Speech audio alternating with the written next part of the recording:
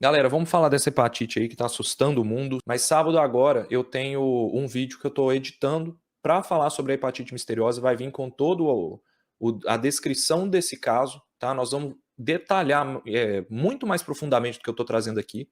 O que está acontecendo com o mundo, o que está acontecendo com essas crianças que estão tendo hepatite, para a gente investigar mais as causas, tá?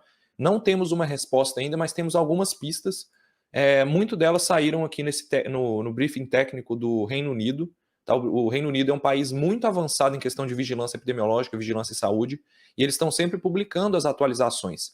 Então, eu acompanho já desde a época da Covid, lógico, a gente ainda está em pandemia, mas desde lá do início, o Reino Unido publicando esses briefings técnicos, e esse em questão, eu vi a equipe mais completa para juntar especialistas para poder entender, porque não tem uma resposta ainda, por incrível que pareça, a gente não tem o que está causando, e aqui eles descrevem essa investigação, o link está na descrição aí para vocês quiserem entrar numa área mais técnica e lerem, faz muito sentido se você gosta dessa área, tá? Você lê um pouquinho. E aqui eu trouxe a hipótese principal que eles estão trabalhando, elas estão mudando semana a semana, mas o adenovírus continua como a principal hipótese. Estão surgindo coisas novas, assim, que têm mudado um pouco o que eu tenho falado nas semanas, né? A gente sempre fala, ó, enquanto a hipótese está tudo em aberto. Eu posso falar até que foi uma droga que essas crianças tomaram e que está causando essas hepatites aí. Mas no momento que a gente tiver uma resposta, aí sim a coisa começa a mudar de cenário e várias hipóteses vão sendo cortadas. Mas as seguintes hipóteses, a principal delas, então, é uma infecção por adenovírus que está sendo causada por uma susceptibilidade, aí são várias hipóteses, né? De A até E, por uma suscetibilidade anormal da resposta do hospedeiro, que vai permitir com que a infecção do adenovírus progresse mais frequentemente para a hepatite, o que não é normal. O adenovírus não é um vírus que causa hepatite normalmente, nem o tipo 41 que foi descrito aí nessas crianças, em várias delas, ele também não está associado à hepatite. Então, o que eles estão tentando descobrir é se tem alguma coisa nessas crianças, pode ser genética, pode ser alguma coisa de estilo de vida, pode ser alguma coisa que elas comeram antes, pode ser uma infecção prévia. Tem alguma coisa nessas crianças que está fazendo elas desenvolverem hepatite perante uma infecção por adenovírus, tá? Como, por exemplo, a falta de exposição durante o coronavírus, a pandemia, né? Então, o isolamento social não está descartado, a gente tem que falar isso. Por mais que eu defendi várias vezes o isolamento social como uma medida de controle do coronavírus, a gente sabia que iam ter consequências, e uma delas é a queda de imunidade geral das crianças que não foram expostas numa fase durante a vida que elas deveriam ser expostas a vários patógenos diferentes. Então, quando as crianças ficam em casa, principalmente crianças muito jovens, que ainda estão com o timo em desenvolvimento, o timo, que é um órgão do sistema imune, que vai maturando as células do sistema imune, quando ele está em desenvolvimento, a criança está ali naquela fase de 0 a 3 anos, é um momento que ela tem que se expor muito a bactérias, a fungos, a vírus, para ela conhecer o máximo de antígenos possível. E aí, como elas ficaram em casa, elas conheceram poucos. Então, os cientistas estão avaliando se essa é uma hipótese, sim. Ela está sendo muito considerada, inclusive é a primeira a ser considerada aqui. Tá? Então, nós não estamos escondendo nada. É... E existe sim a chance de que o isolamento tenha afetado a imunidade dessas crianças.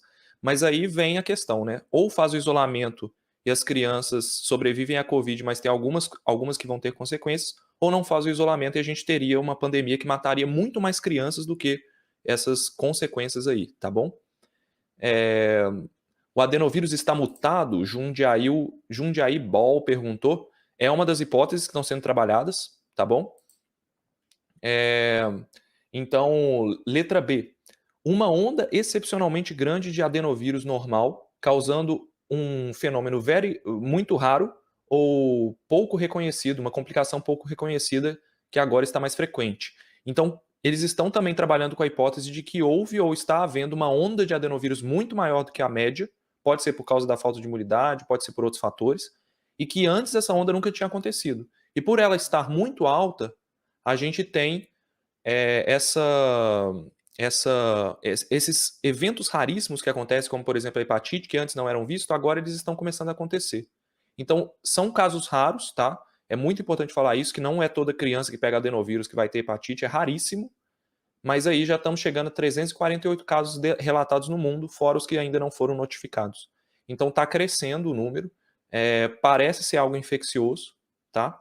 E muito provavelmente a gente deve descobrir a causa nas próximas semanas. Tem uma susceptibilidade anormal ou resposta hospedeiro devido a uma infecção prévia por SARS-CoV-2. Então, eles estão estudando isso. Surgiu uma hipótese muito interessante, eu vou falar na próxima página aqui para vocês, de que o SARS-CoV-2, o coronavírus, né, ele favoreceria ali uma infecção pelo adenovírus. Tá? Então, nós vamos explicar um pouco mais. Pode ser que essas crianças tiveram coronavírus, não foram detectadas, e isso abriu portas para o adenovírus infectar o fígado. A gente já falei sobre isso, que o coronavírus, ele sim tem um crescimento no fígado, ele pode lesionar o fígado, ele foi encontrado em pessoas com hepatite, pessoas com Covid grave, elas tiveram danos no fígado, então o SARS-CoV-2 vai lá. Será que na hora que o adenovírus encontra esse ambiente fragilizado, ele causa uma doença mais grave? Então é uma pergunta que os cientistas estão respondendo. Tá? Tem uma susceptibilidade anormal a uma co-infecção. Então, tem como a pessoa se infectar com adenovírus e SARS-CoV-2, eles também estão estudando isso, ou outro vírus, e uma susceptibilidade anormal, que eu acho que essa é improvável, a uma toxina, uma droga ou alguma exposição ao ambiente. Essa está quase descartada, pessoal, não pode descartar ainda, porque a gente tem que considerar quase tudo quando a gente está trabalhando com investigação epidemiológica. Porque pode surgir uma nova prova, e se a gente descarta, a gente elimina completamente aquela linha de pensamento.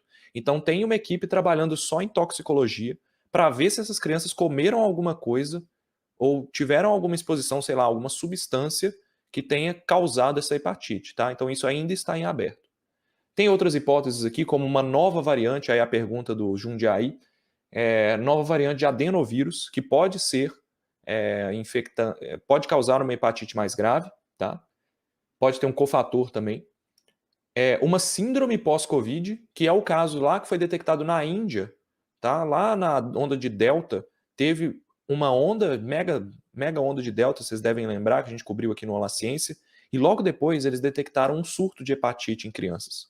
Então isso dá muita força para essa hipótese de que o coronavírus realmente impacta o fígado, e aí vem o adenovírus, que é um vírus simples, que dá o dano no fígado para acabar com, realmente, para encontrar esse ambiente ideal para ele se multiplicar, causando essa hepatite grave.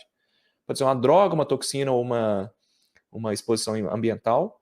Um novo vírus, que ainda não está descartado, que ainda não foi detectado. Se for um novo vírus, é ainda mais difícil da gente identificar, porque a gente precisa muitas pessoas com a fase aguda da doença, estando com hepatite, o que é difícil, porque você normalmente a gente está vendo só os casos retrospectivos que aconteceram, é difícil acompanhar, então se algum médico no mundo estiver acompanhando um caso com essas características, hepatite, icterícia, né, olhos amarelados, fezes claras, urina escura, não dá febre, tá? Dor abdominal e tudo, sem causa conhecida, em que os vírus da hepatite comum não são detectados, esse médico deve relatar às autoridades de saúde para que essa criança seja acompanhada, porque pode ser ela a responsável por nos dizer o que está causando isso. A gente tem que tentar identificar o vírus na fase aguda, sequenciar o genoma dele e ver o que é que está dentro desse fígado dessa criança. Porque no caso do adenovírus, não foi encontrado adenovírus no fígado delas. Elas só deram positivo para adenovírus, o que é uma pergunta ainda em aberto. Elas tiveram adenovírus ou estão com adenovírus, mas ele não está causando dano no fígado. É por isso que a gente não fechou o diagnóstico ainda. O adenovírus não está no fígado. Ele só está sendo detectado nessas crianças, por isso que ele é a principal causa. Então, se ele tivesse lá causando o efeito no fígado, a gente veria isso em biópsia, a gente veria os efeitos celulares, as células se ferrando lá por causa da infecção do vírus, mas a gente não está vendo isso, tá? Então, por isso que ainda está em dúvida. E uma nova variante coronavírus, o que eu acho improvável também, porque uma nova variante coronavírus, ela causaria uma onda nova e tudo, e a gente veria ela com mais facilidade, porque a gente já está muito expert em identificar novas variantes. E isso aconteceu na Europa, no Reino Unido, na Escócia, né? Um local geográfico em que a vigilância é muito forte. Então a gente já deveria ver. Pronto, agora que você falou que não dá febre. Não dá febre. A hepatite, isso é um ponto. A hepatite, na primeira live que eu falei, eu acho que eu falei que poderia ser um dos sintomas, mas depois que saíram as informações do que é o caso, a definição do caso, essa hepatite não dá febre. Isso é uma coisa meio estranha, né? Porque uma infecção viral, ela normalmente dá febre. Mas as crianças não estão tendo febre, elas estão tendo hepatite, que ela fica amarelada mesmo, e não tá dando febre. Tá bom, pessoal? Então, aqui, ó, isso aqui é uma nova hipótese que surgiu essa semana de um pesquisador, um grande imunologista lá no Reino Unido, foi num congresso de imunologia e ele apresentou uma nova hipótese que eu achei muito interessante que explicaria o mecanismo autoimune dessa doença. Tá? Até então, até pouco tempo atrás, o próprio documento do Reino Unido não fala nada de autoimunidade. Então, em tese, não seria algo autoimune, assim. O que é uma autoimunidade? É quando o sistema imune do nosso corpo está tão ativado que ele começa a não reconhecer mais o que é estranho, começa a reconhecer as nossas células como estranhas e começa a atacar o nosso próprio corpo. Tem algumas doenças autoimunes, mas um vírus, por exemplo, no fígado, como um adenovírus ou um coronavírus, não é uma autoimunidade. A célula está tentando destruir o vírus. E aí, em coincidência, ela acaba destruindo a célula normal, tá? Mas isso não é autoimunidade. Mas o que ele está propondo aqui é que sim, existe um mecanismo de autoimunidade que pode explicar por que está dando essa hepatite agora, pós-onda de coronavírus. Então, o que ele fala? O coronavírus ele tem uma prevalência muito grande ele cresce muito no sistema do intestino, ele cresce ali no intestino, e ele permanece ali, ele fica ali, ele persiste ali por muito tempo. Essa persistência dele faz com que ele produza, ele libere ali, estimule a liberação de proteínas que podem ficar no intestino, estimulando o sistema imune, modulando o sistema imune. Na presença do adenovírus, na hora que esse adenovírus entra no intestino junto com o SARS-CoV-2 que estava ali persistente, eles se juntam, produzem uma assinatura proteica ou algumas proteínas que vão ser liberadas ali, e que essa assinatura proteica formaria o que a gente chama de superantígeno. Um superantígeno é quando você tem uma substância, pode ser normalmente uma proteína ou alguma substância, que ela é natural do corpo, mas ela é reconhecida como estranha. Isso é um mecanismo que já é visto em bactéria, é visto em vírus, em alguns fungos, tá?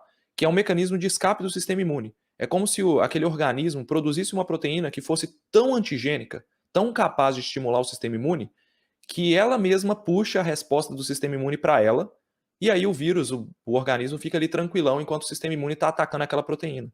Só que aquela proteína normalmente se parece muito com as proteínas do nosso corpo. Então, essa questão de produzir um superantígeno na presença do adenovírus e do SARS-CoV-2 poderia enganar o sistema imune para ele atacar a si próprio. E aí esse superantígeno estaria ali também no fígado, e aí os anticorpos que são produzidos contra esse superantígeno atingiriam o fígado.